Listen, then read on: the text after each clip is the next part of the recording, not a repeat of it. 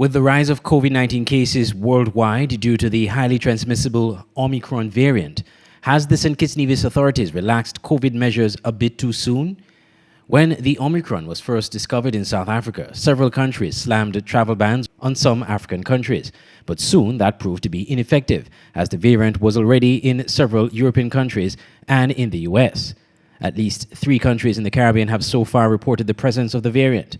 In the US, the variant is causing a sharp increase in COVID-19 cases, affecting sporting events and other activities. So is it too soon for authorities here to remove COVID restrictions? A fully vaccinated visitor to the Federation can land and integrate into society once they present a negative PCR COVID-19 test, taken 72 hours before arrival. The fencing at Port Zante, designed to prevent an integration of cruise visitors and locals, was removed last week, Saturday. But for former Chief Medical Officer Dr. Patrick Martin, some of these restrictive measures should have long been removed. I don't have the luxury of being a fly on the wall when the discussions are taking place, but I can tell you, as a member of the St. Kitts and Nevis Medical Association, I have not seen any indication of dialogue with us.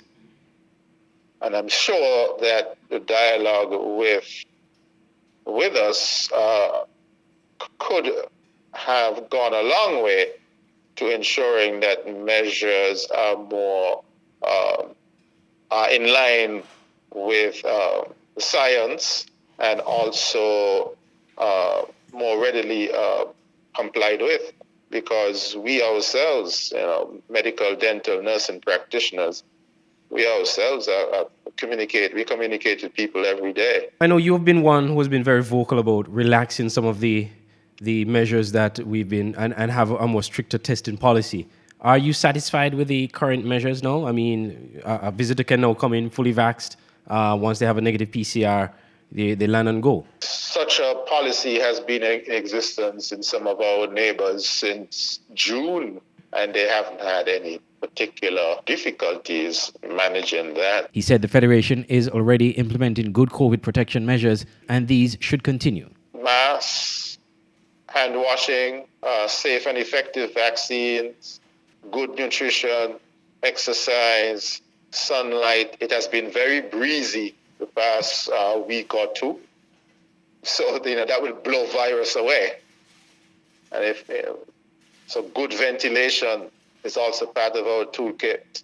And the evidence is very compelling that adequate levels of vitamins D and K help to ensure that the immune system response does not go overboard. Earlier this week, the World Health Organization expressed caution at the increasing COVID cases and the emergence of the Omicron variant.